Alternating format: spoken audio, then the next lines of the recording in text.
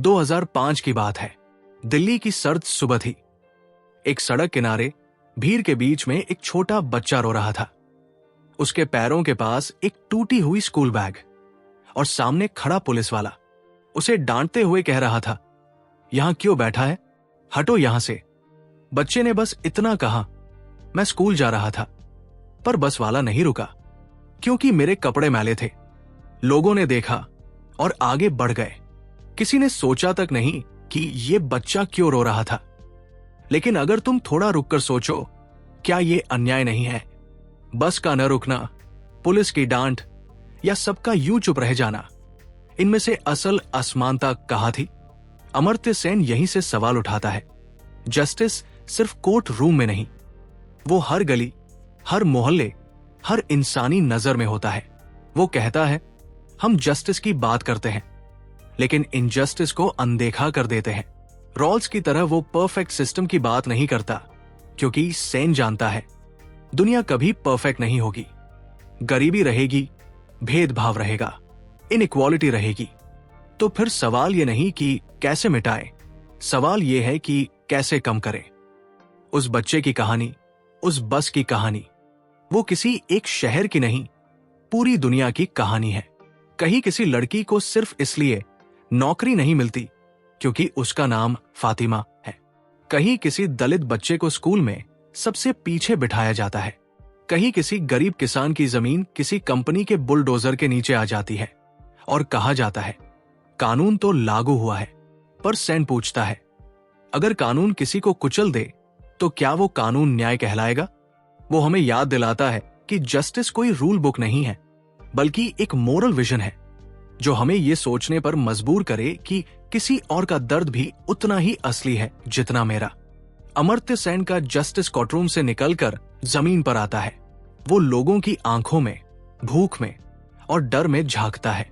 वो कहता है, परफेक्ट जस्टिस के सपने देखने से अच्छा है थोड़ा कम इनजस्टिस लाने की कोशिश की जाए। और यही इस किताब का दिल है। द आइडिया ऑफ जस्टिस सिर्फ एक फिलॉसफी नहीं, एक सवाल है जो हर समाज से, हर सरकार से और हर इंसान से पूछता है, क्या तुम्हें पता है तुम्हारे आसपास कितना अन्याय है और तुमने आखिरी बार किसी के लिए आवाज कब उठाई थी? क्योंकि सच्चाई ये है, न्याय हमेशा अदालत में नहीं मिलता। कभी कभी वो सड़क के उस मोड़ पर खो जाता है जहां वो बच्चा रो रहा था और सब लोग चुप थे। Chapter 1, when fairness fails. कभी कभी जिंदगी में सबसे बड़ा अन्याय तब होता है जब सब कुछ कानूनी लगता है। 2008 में एक न्यूज आई थी। बिहार के एक गांव में भूख से एक बच्चे की मौत हो गई। सरकारी रिकॉर्ड में लिखा था, राशन मिला था, सहायता पहुंची थी। मतलब कागज पर सब कुछ ठीक था, पर असलियत में एक मां अपने बच्चे को बचाने के लिए मिट्टी खिला रही थी। यहीं से शुरू होती है द आइडिया ऑफ जस्टिस की असली कहानी, जहां अमर्त्य सेन हमें बताता है कि फेयरनेस हमेशा जस्टिस नहीं होती, क्योंकि सिस्टम हमेशा फेयर दिखता है, पर वो किसके लिए काम कर रहा है ये कोई नहीं पूछता। सेन कहता है, दुनिया में दो तरह का न्याय चलता है, एक वो जो कागज पर लिखा है और एक वो जो जमीन पर दिखता है। और अक्सर दोनों के बीच में इतना फर्क होता है जितना अमीर और गरीब की रसोई के बीच। एक बार लंदन की एक सड़क पर एक अमीर आदमी की गाड़ी ने सड़क किनारे सोए हुए होमलेस को कुचल दिया। कोर्ट ने कहा, एक्सीडेंट था, इरादा नहीं था। वो छूट गया क्योंकि उसके पास वकील था, पैसा था और वो कानून जानता था। पर जिसने अपनों को खोया उसे बस एक मुआवजे का चेक मिला। अब बताइए, ये फेयर है पर जस्ट है क्या? सेन इस किताब में यही कहता है। समाज में न्याय का असली चेहरा तब दिखता है जब फेयरनेस सिर्फ ताकतवरों के लिए बनाई जाती है। कभी ध्यान दिया है, जो सबसे ऊंचे पद पर बैठा है वही ये तय करता है कि सही क्या है। जैसे एक स्कूल में टीचर ने सब बच्चों को कहा, सबको समान मौका मिलेगा। पर सवाल यह है, क्या सबके पास एक जैसे जूते हैं दौड़ने के लिए? क्या सबके पेट भरे हैं? क्या सबने कल रात सोया था? जस्टिस तब मर जाता है जब हम सबको बराबर लाइन में खड़ा कर देते हैं, बिना ये देखे कि कौन कहां से शुरू कर रहा है। और यही व्हेन फेयरनेस फेल्स का दर्द है। अमर्त्य सेन एक और उदाहरण देता है, अगर किसी गरीब को थोड़ी आजादी मिल जाए कि वो अपनी जिंदगी के फैसले खुद ले सके, तो ये किसी अमीर की एक्स्ट्रा लक्जरी से कहीं ज्यादा मायने रखती है। पर समाज क्या करता है? वो अमीर की लक्जरी को फ्रीडम कहता है और गरीब की जरूरत को डिमांड। भारत में रिजर्वेशन की बात उठाऊं तो लोग कहते हैं समान अवसर दो सबको। पर सेन पूछता है, क्या सबकी शुरुआत एक जैसी थी? किसी के पास स्कूल था, किसी के पास खेत भी नहीं, किसी के पास किताब थी, किसी के पास पेट भरने को रोटी नहीं। तो फिर सबको एक जैसे नियम देना कैसा न्याय है? कभी किसी क्रिकेट मैच में देखा है, एक टीम के पास बल्ला, दूसरी के पास बस पत्थर, और फिर अंपायर बोले फेयर गेम खेले। फेयरनेस का ये ढोंग हर जगह फैला है। कभी ऑफिस में, जहां एक ही काम करने वाले दो लोगों को सिर्फ नाम के आधार पर अलग सैलरी दी जाती है। कभी राजनीति में, जहां किसी की गलती स्ट्रैटेजी कहलाती है और किसी की वही गलती क्राइम। कभी अदालत में, जहां सच्चाई भी तब तक सच नहीं होती जब तक कोई बड़ा आदमी उसे सच न कह दे। सेन हमें यह सोचने पर मजबूर करता है, क्या हम सच में न्याय चाहते हैं या बस एक ऐसा सिस्टम जो हमें भरोसा दिलाए कि सब ठीक है? क्योंकि हम सब अपने अपने कंफर्ट जोन में इतने सुरक्षित हैं कि इनजस्टिस अब खबर नहीं, बैकग्राउंड नॉइज बन गया है। हम जानते हैं कि किसी कॉर्नर में कोई और सफर कर रहा है, पर हमें फर्क नहीं पड़ता जब तक वो कॉर्नर हमारा नहीं बन जाता। और यही इस चैप्टर का सबसे बड़ा कटाक्ष है। जब समाज परफेक्ट फेयरनेस की बात करता है, तब अक्सर वो रियल जस्टिस को दफना चुका होता है। सेन कहता है, न्याय का मतलब सबको एक जैसा देना नहीं, बल्कि हर किसी को उसकी हालत के हिसाब से सही मौका देना है। क्योंकि एक भूखा आदमी को किताब देना फेयरनेस नहीं है, उसे खाना देना जस्टिस है। और जब तक दुनिया इस फर्क को नहीं समझेगी, हम बस कानूनों की दीवारें खड़ी करते रहेंगे, जिनके अंदर से इंसानियत धीरे धीरे मरती जाएगी। पर सवाल अब यह है, अगर फेयरनेस इतनी फ्रेजाइल है, तो असली न्याय कैसा होना चाहिए? क्या कोई ऐसा रास्ता है जहां हम सिर्फ सिस्टम नहीं, इंसान को भी देख सके? यही जवाब छुपा है अगले चैप्टर में, जहां हम समझेंगे कि justice isn't an ideal, it's a choice we make every day. Chapter 2, the mirage of perfect justice. कभी सोचा है, अगर किसी दिन धरती पर एक ऐसा सिस्टम बन जाए जो हर इंसान के साथ परफेक्ट जस्टिस करे, जहां किसी के साथ जरा सा भी अन्याय न हो, जहां हर फैसला पूरी तरह निष्पक्ष हो, तो क्या वो दुनिया सच में बेहतर होगी? अमर्त्य सेन कहता है, नहीं, क्योंकि परफेक्ट जस्टिस सिर्फ एक सपना है जो जितना खूबसूरत दिखता है, असलियत में उतना ही झूठा है। साल 2012 में एक घटना हुई थी। एक गांव में दो भाई खेत के बंटवारे को लेकर लड़ पड़े।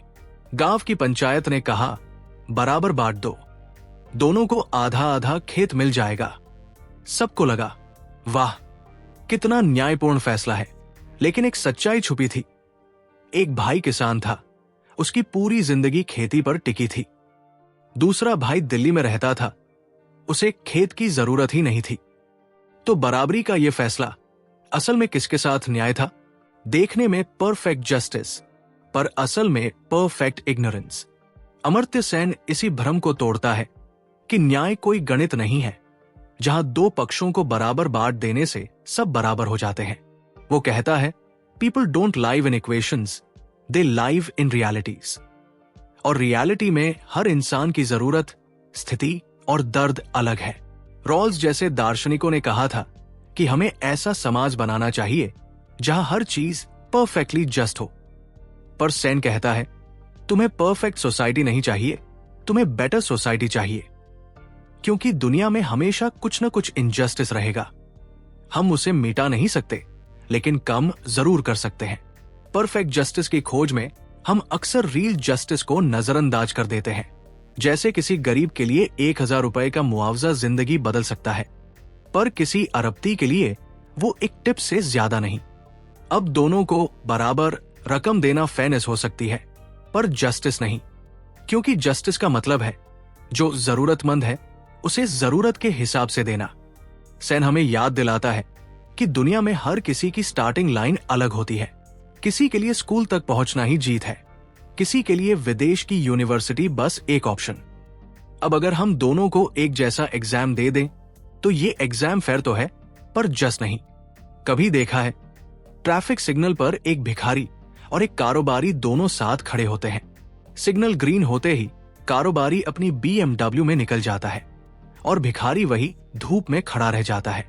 कानून कहता है दोनों को बराबर सड़क मिली है, पर हकीकत कहती है एक के पास गाड़ी है, दूसरे के पास जूते भी नहीं। तो बताइए, ये परफेक्ट जस्टिस है या परफेक्ट हिपोक्रेसी?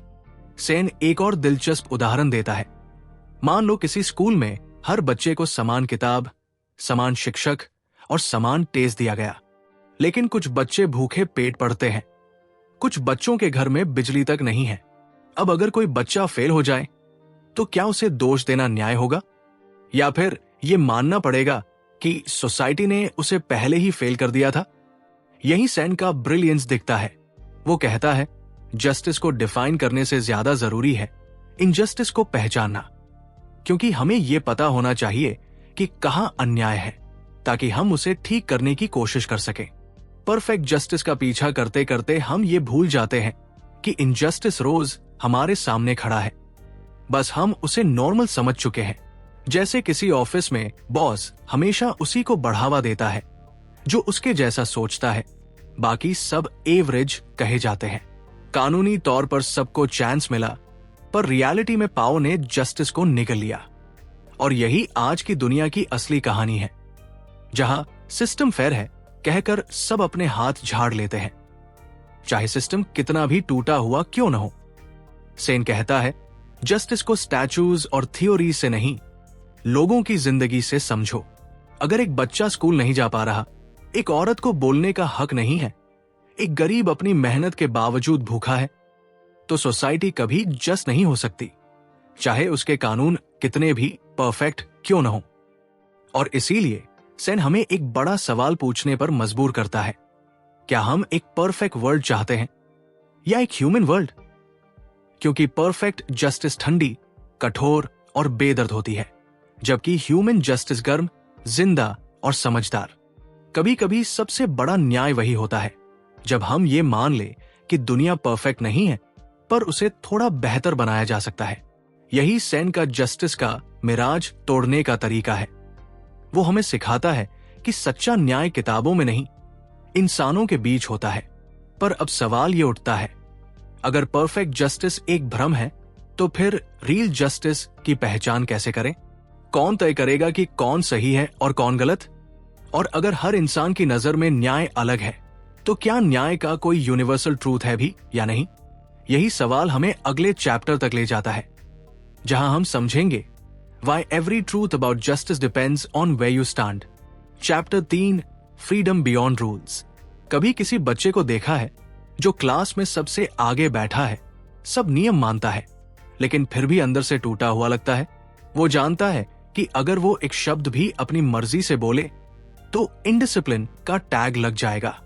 अब सोचो, अगर एक समाज ऐसा हो जहां सब लोग बस नियमों के डर से चुप है, तो क्या वो समाज न्यायपूर्ण है या डरा हुआ?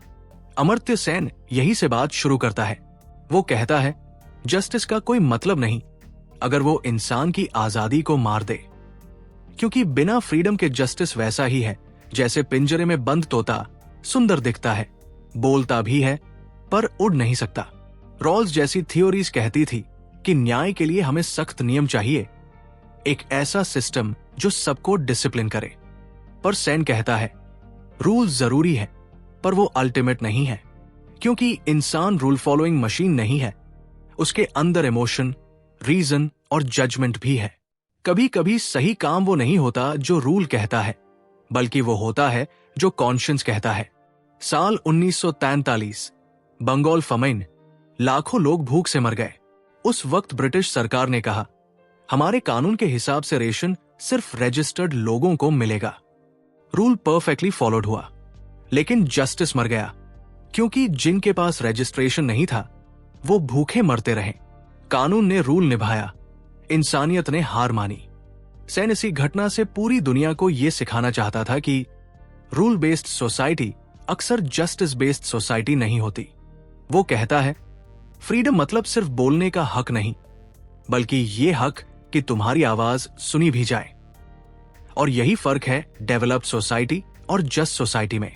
कई बार देश अमीर हो जाते हैं पर आजाद नहीं, क्योंकि लोगों के पास पैसा तो है पर डिसीजन लेने की ताकत नहीं। एक एग्जाम्पल सोचो, किसी बड़ी कंपनी में वर्कर को कहा गया कि तुम चाहो तो रिजाइन कर सकते हो, यह तुम्हारी फ्रीडम है। लेकिन अगर उसे पता है कि बाहर उसे कोई और नौकरी नहीं मिलेगी, तो यह फ्रीडम नहीं, pressure under the mask of freedom है। सेन इसे कैपेबिलिटी डेप्रिवेशन कहता है, जहां आजादी दिखती है पर असल में वो इल्यूजन होती है। कई देशों में लोग बोल सकते हैं पर कोई सुनता नहीं। कई जगह कानून समान है पर एक्सेस अनइक्वल, और ये इनइक्वालिटी ही जस्टिस को कमजोर बनाती है। सेन कहता है, अगर फ्रीडम सबको बराबर नहीं मिली तो रूल फॉलोइंग समाज सिर्फ एक डेकोरेटेड जेल है। आज भी दुनिया में कई समाज ऐसे हैं जहां रूल तो मॉडर्न है पर सोच अब भी गुलाम है। एक लड़की अगर रात को बाहर निकले तो कहा जाता है रूल तोड़ रही है, पर वही रूल मर्द पर लागू नहीं होता। अब बताइए, ये लॉ है या हिपोक्रेसी का यूनिफॉर्म? सेन जस्टिस को सिर्फ सिस्टम नहीं मानता, वो उसे लिविंग स्पेस मानता है, जहां इंसान को यह हक हो कि वो अपनी जिंदगी खुद डिफाइन कर सके। फ्रीडम सिर्फ बोलने या घूमने का नाम नहीं है। फ्रीडम का मतलब है to have the real choice. जैसे अगर किसी गरीब के पास इलाज के पैसे नहीं है, तो क्या उसे हॉस्पिटल जाने की फ्रीडम देना जस्टिस है? नहीं, क्योंकि उसकी फ्रीडम थियोरेटिकल है, प्रैक्टिकल नहीं। वो कहता है जस्टिस वही है जहां चॉइस रियलिटी बनती है। सेन के लिए जस्टिस कोई एब्स्ट्रैक्ट थ्योरी नहीं, बल्कि एवरीडे लाइफ का स्ट्रगल है। वो कहता है एक समाज तभी न्यायपूर्ण है जब वो डिसेंट से डरता नहीं, क्योंकि डिसेंट वो मिरर है जो सिस्टम को उसकी सच्चाई दिखाता है। पर जब रूलर्स हर असहमति को रिबेलियन कहने लगते हैं, तो जस्टिस बस एक शो बन जाता है। और यही सबसे बड़ा खतरा है, जब लोग जस्टिस की बात करने से डरने लगते हैं, क्योंकि उन्हें पता है कि रूल उनके खिलाफ है। सेन कहता है ऐसे समाज में फ्रीडम तो मर ही जाती है, पर साथ में ह्यूमैनिटी भी दफन हो जाती है। जस्टिस और फ्रीडम का रिश्ता वैसा है जैसे आत्मा और शरीर का, एक बिना दूसरा बेमानी। रूल्स अगर शरीर है तो फ्रीडम उसकी आत्मा है। अगर शरीर बचे और आत्मा मर जाए तो उसे जस्टिस नहीं कहा जा सकता, वो बस डिसिप्लिन अंडर डिक्टेटरशिप बन जाता है। सेन चाहता है एक ऐसी दुनिया जहां लोग डर से नहीं, समझ से नियम माने, जहां कोई रूल इतना कठोर न हो कि इंसान टूट जाए और कोई फ्रीडम इतनी बेकाबू न हो कि सिस्टम जल जाए।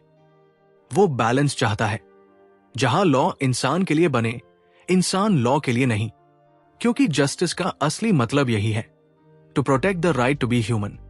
पर अब सवाल उठता है, अगर जस्टिस और फ्रीडम दोनों जरूरी है, तो कौन तय करेगा कि इन दोनों के बीच सीमा कहां खींची जाए? कब फ्रीडम सोसाइटी को तोड़ती है और कब उसे बचाती है? यही टेंशन हमें अगले चैप्टर तक ले जाती है, जहां सवाल उठता है, क्या मोरालिटी बिना जस्टिस के पॉसिबल है, या जस्टिस बिना मोरालिटी के बस एक मुखौटा है? Chapter 4, the voices we ignore. कभी आपने ध्यान दिया है, सड़क के किनारे बैठे वो बुजुर्ग जो हर गुजरती कार को ऐसे देखते हैं जैसे कोई उन्हें देख ले पर कोई नहीं रुकता, या वो मजदूर जो मेट्रो के नीचे इंटेड होता है और कभी उस ट्रेन में बैठ ही नहीं पाता जो उसके सिर के ऊपर से गुजरती है।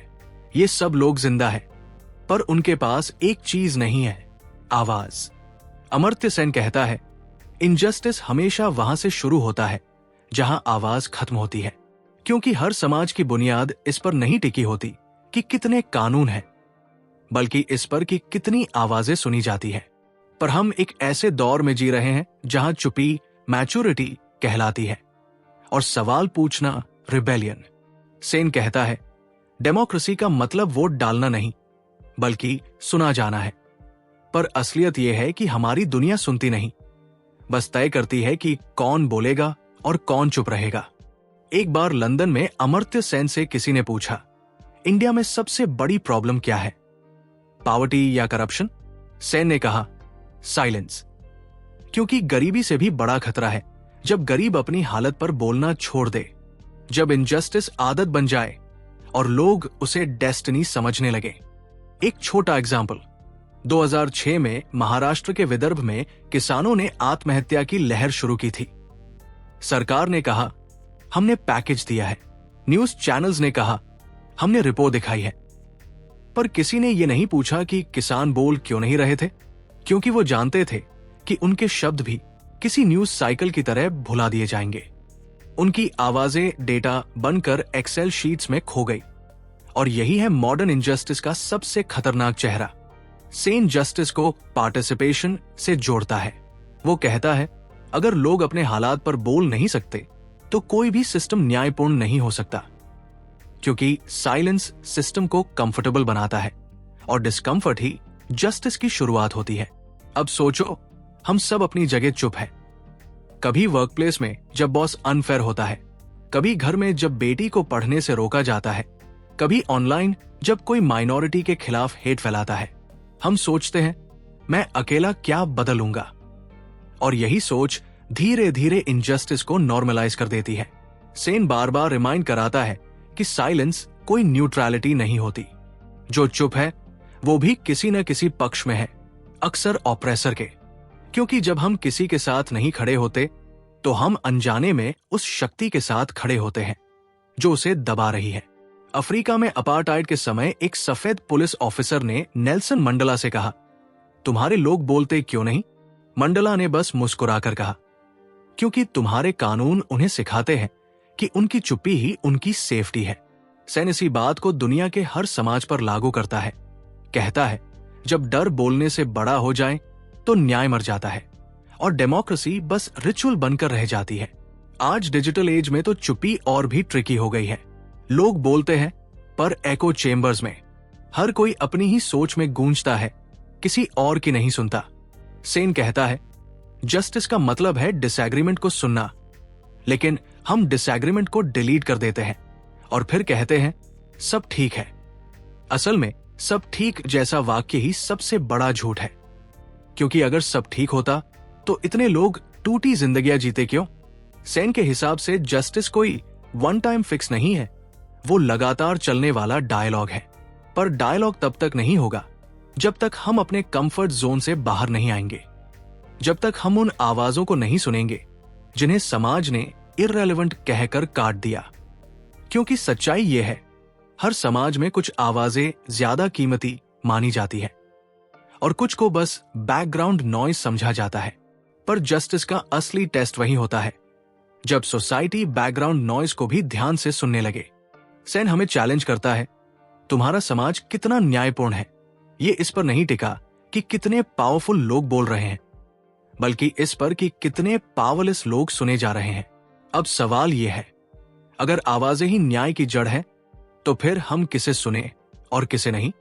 कौन तय करेगा कि कौन सी आवाज सच है और कौन सी मैनिपुलेशन? क्योंकि आज की दुनिया में हर कोई बोल रहा है, पर सच्चाई वही है जो सबसे ऊंची आवाज में चिल्लाई जाए। तो क्या सच की भी कोई वॉल्यूम होती है, या फिर हमें सच सुनने के लिए पहले अपने अंदर की चुप्पी तोड़नी होगी?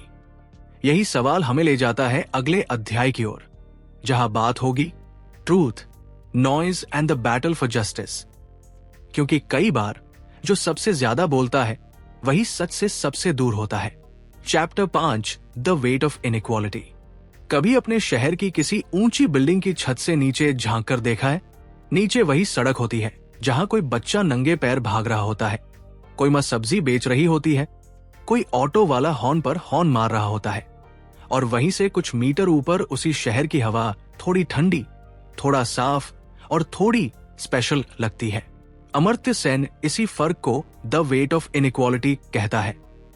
वो अदृश्य दीवार जो लोगों को अलग करती है, भले ही सब एक ही देश, एक ही कानून, एक ही संविधान के तहत जी रहे हों। वो कहता है इनजस्टिस की सबसे खतरनाक शक्ल वही है जो हमें नॉर्मल लगती है, जैसे गरीबी। हम रोज देखते हैं पर अब हमें फर्क नहीं पड़ता, क्योंकि हमने उसे सिस्टम का हिस्सा मान लिया है। कुछ लोग गरीब हैं, कुछ अमीर, यही दुनिया का नियम है। पर सेन पूछता है, क्या ये नियम है या हमने इसे बहाना बना लिया है? 1974 में बांग्लादेश में एक साइक्लोन आया था। सरकार ने कहा हमारे पास रिसोर्सेज नहीं है सबको बचाने के, लेकिन सेन ने साबित किया कि रिसोर्सेज थे, बस डिस्ट्रीब्यूशन गलत था। कुछ जगह फूड जमा था पर वहां तक पहुंचा नहीं, क्योंकि जो ज्यादा जोर से चिल्ला सकता था वही सुना गया, बाकी बस मर गए चुपचाप। सेन ने इसे कहा इनइक्वालिटी ऑफ वॉइस, क्योंकि दुनिया में भूखमरी सिर्फ अनाज की कमी से नहीं होती बल्कि इंसाफ की कमी से होती है। अब इसे भारत पर रखो। यहां हर इलेक्शन में कहा जाता है हम सबको समान मौका देंगे, पर मौका किसे मिलता है? जिसके पास बैकग्राउंड है, पैसा है या कॉन्टैक्ट है। एक गांव का होशियार बच्चा भी आईएएस बन सकता है, पर उसके पास कोचिंग की फी नहीं होती। कानून कहता है इक्वल अपॉर्चुनिटी, पर सिस्टम कहता है इक्वल नहीं, एलिजिबल बनो। और एलिजिबिलिटी हमेशा पावर से बनती है। सेन के लिए इनइक्वालिटी सिर्फ पैसों का फर्क नहीं है, वो उसे कैपेबिलिटी गैप कहता है। मतलब हर इंसान में पोटेंशियल है, पर सबको उसे इस्तेमाल करने का मौका नहीं मिलता। जैसे दो बच्चों को एक जैसा एग्जाम दिया जाए, पर एक के पास किताबें हों और दूसरे के पास खाली स्लेट। अगर दोनों फेल हो तो क्या ये न्याय है? नहीं, ये सिस्टम का मजाक है जो इक्वालिटी को नंबर्स में नापता है, ग्राउंड रियलिटी में नहीं। सेन का कहना है कि जस्टिस का मतलब सबको इक्वल देना नहीं, बल्कि सबको फेयर चांस देना है। जैसे अगर कोई व्यक्ति पैदल चल रहा है और दूसरा गाड़ी में बैठा है, तो दोनों को इक्वल स्पीड लिमिट देना फेयरनेस नहीं, क्रूएल्टी है, क्योंकि एक को चलने की जगह चाहिए, दूसरे को रुकने की। जस्टिस वही है जो दोनों की जरूरत समझे, ना कि दोनों पर एक जैसा रूल थोप दे। आज की दुनिया में इनइक्वालिटी और भी जटिल हो गई है। पहले फर्क पैसा तय करता था, अब फर्क आइडेंटिटी तय करती है। कौन किस जाति, धर्म, जेंडर या देश से है, इससे डिसाइड होता है कि उसकी बात कितनी सुनी जाएगी। सेन कहता है जब न्याय पहचान पर टिक जाए तो वो न्याय नहीं, हायरार्की बन जाता है। 2020 में पैंडेमिक आया। किसी के लिए क्वारंटाइन लक्जरी था, किसी के लिए जेल। किसी ने नेटफ्लिक्स देखा, किसी ने भूख। कानून सबके लिए एक था, घर में रहो, पर घर सबके पास नहीं था। तो फिर ये लॉ जस्टिस था या प्रिविलेज की दीवार पर लिखा मजाक? सेन का सबसे बड़ा पॉइंट यही है, इनइक्वालिटी सिर्फ अनफेयर डिस्ट्रीब्यूशन नहीं है, वो अनफेयर अटेंशन भी है। क्योंकि जो समाज गरीब को देखना बंद कर देता है, वो धीरे धीरे अपने कॉन्शियंस को खो देता है। वो कहता है जस्टिस की लड़ाई अदालतों में नहीं, जमीर में लड़ी जाती है। क्योंकि जब किसी बच्चे को भूख लगती है तो उसे संविधान नहीं, खाना चाहिए। और जब कोई औरत हैरासमेंट के बाद केस दर्ज कराती है तो उसे 10 साल बाद की तारीख नहीं, आज का न्याय चाहिए। पर सिस्टम कहता है धैर्य रखो, कानून का पालन करो। सेन कहता है यही वो धैर्य है जिसने समाज को सुस्त और अन्यायी बना दिया है। जस्टिस का मतलब सिर्फ सही कानून बनाना नहीं, बल्कि उन कानूनों को इस तरह लागू करना है कि हर इंसान की जिंदगी थोड़ी आसान हो सके। क्योंकि इनइक्वालिटी सिर्फ आंकड़ों में नहीं होती, वो एक एक इंसान की आंखों में होती है, जहां उम्मीद धीरे धीरे बुझती जाती है। अमर्त्य सेन हमें एक ऐसा आईना दिखाता है जिसमें हम अपनी ही चुप्पी, अपनी ही सेल्फिशनेस और अपनी ही बेपरवाही को देखते हैं। वो कहता है हर वो जगह जहां इंसान झुकता है वहां न्याय गिरता है। लेकिन अब सवाल ये उठता है, अगर इनइक्वालिटी का बोझ इतना भारी है तो क्या सिर्फ सिस्टम को बदलना काफी है, या हमें अपनी सोच भी बदलनी होगी ताकि हम सिर्फ न्याय मांगने वाले न रहें बल्कि उसे जीने वाले बने? यही सवाल हमें ले जाता है अगले अध्याय की ओर, जहां बात होगी उस सबसे बड़ी लड़ाई की जो बाहर नहीं, हमारे अंदर चल रही है। The battle within, why we fear justice itself. Chapter 6, a better world is possible. सोचो एक ऐसी सुबह जहां कोई बच्चा स्कूल जाते वक्त ये ना सोचे कि उसकी फीस कौन भरेगा, जहां किसी लड़की को यह डर ना हो कि रात में घर लौटते वक्त सड़क पर कौन मिलेगा, जहां किसी बूढ़े मजदूर को यह चिंता न सताए कि कल काम मिलेगा या नहीं। थोड़ा आइडिया लगता है ना? अमर्त्य सेन कहता है इम्पॉसिबल नहीं है, बस हमने कोशिश बंद कर दी है। सेन पूरी किताब में यही साबित करना चाहता है कि न्याय किसी एक परफेक्ट सिस्टम से नहीं आता, वो आता है हमारी कंटिन्यूअस कोशिशों से। वो जॉन रॉल्स की तरह एक परफेक्ट समाज का खाका नहीं खींचता।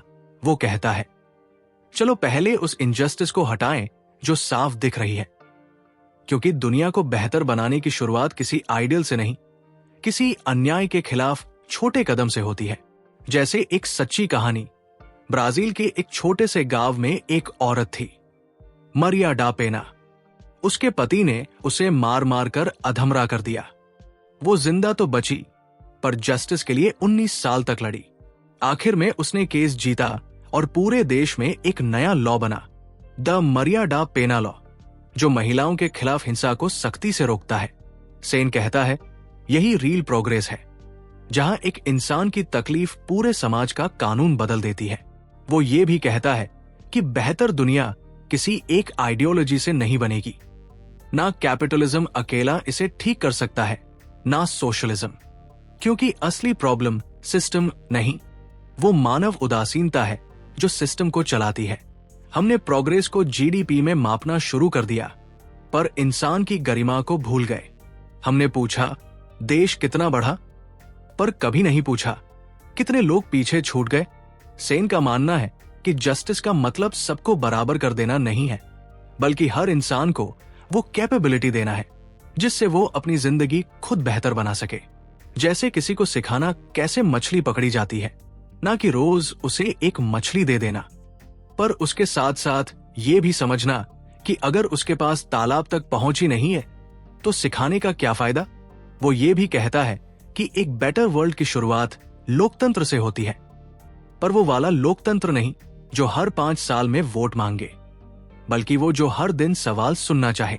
वो कहता है, democracy isn't about elections, it's about conversations.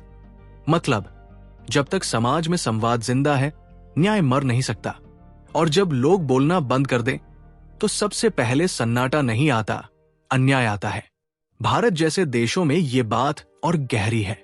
यहां 140 करोड़ आवाजें हैं, पर सुनने वाले कितने हैं?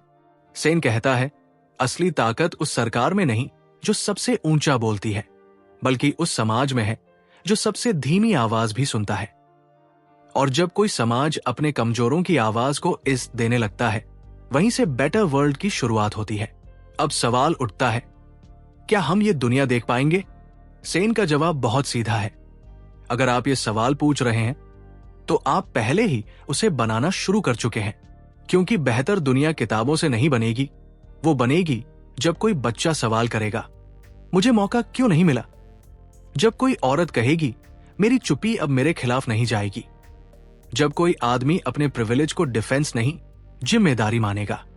और जब हम सब ये समझेंगे कि जस्टिस कोई लक्ष्य नहीं, बल्कि इंसान होने की सबसे बुनियादी शर्त है। अमर्त्य सेन हमें एक रास्ता नहीं, एक सोच देता है कि दुनिया में परफेक्ट न्याय शायद कभी न मिले, पर इसका मतलब यह नहीं कि हम उसे पाने की कोशिश छोड़ दें, क्योंकि न्याय एक मंजिल नहीं है, वो एक यात्रा है जो कभी खत्म नहीं होती। और अगर तुम ये सोच रहे हो कि क्या वाकई एक बेहतर दुनिया मुमकिन है, तो याद रखो, हर बदलाव पहले किसी के शक से शुरू हुआ था और फिर किसी की उम्मीद ने उसे सच कर दिया। तो शायद वो बेहतर दुनिया अभी नहीं बनी, पर अगर तुम अब भी सोच रहे हो क्यों नहीं बन सकती, तो यकीन मानो वो दुनिया यहीं से शुरू होती है। तो ये थी अमर्त्य सेन की द आइडिया ऑफ जस्टिस, एक ऐसी किताब जो हमें मिरर दिखाती है और फिर पूछती है, तुम्हें अपने चेहरे पर जो दिखा वो पसंद आया? ये किताब बताती है कि जस्टिस कोई म्यूजियम का शोपीस नहीं, बल्कि हर दिन की लड़ाई है। स्कूल में, दफ्तर में, संसद में और सबसे ज्यादा हमारे दिमाग के अंदर। रॉल्स ने कहा था, एक परफेक्ट सोसाइटी पॉसिबल है, पर सेन ने हमें जमीन पर खड़ा कर दिया। उसने कहा, चलो पहले उस इंसाफ को बचाते हैं जो हमारे सामने रोज मर रहा है। उसने सिखाया कि डेमोक्रेसी सिर्फ वोट डालने का हक नहीं, वो सवाल पूछने की हिम्मत है। उसने दिखाया कि इनइक्वालिटी सिर्फ पैसे की कमी नहीं, वो उस साइलेंस का नाम है जो तब छा जाती है जब कोई कमजोर इंसान बोलना छोड़ देता है। और आखिर में अमर्त्य सेन हमें एक सिंपल बात समझाता है, न्याय कभी सिस्टम से नहीं आता, वो इंसानों से आता है। वो तभी जिंदा रहता है जब लोग चुप नहीं रहते, जब कोई एक आवाज उठती है, ये ठीक नहीं है, वहीं से बेहतर दुनिया की शुरुआत होती है। अब सवाल तुमसे है, क्या तुम उस आवाज को बनोगे या बस अगले इनजस्टिस पर म्यूट दबा दोगे? अगर इस कहानी ने तुम्हें सोचने पर मजबूर किया, अगर तुम्हें लगा कि दुनिया ऐसे ही नहीं चलेगी, तो वीडियो को लाइक करो, कमेंट में बताओ तुम्हारे हिसाब से न्याय का असली मतलब क्या है, और शेयर करो ताकि बाकी लोग भी सोचने पर मजबूर हों। और अगर तुम ऐसी ही किताबों की सोच झेलने वाली, दिमाग हिला देने वाली और दिल छू लेने वाली समरीज हर हफ्ते सुनना चाहते हो, तो चैनल को सब्सक्राइब करो, क्योंकि अगली किताब शायद तुम्हारे सारे भरोसे तोड़ दे, या शायद उन्हें और गहरा कर दे। द आइडिया ऑफ जस्टिस खत्म नहीं हुई, वो अब शुरू हो रही है, तुम्हारे सोचने के अंदर।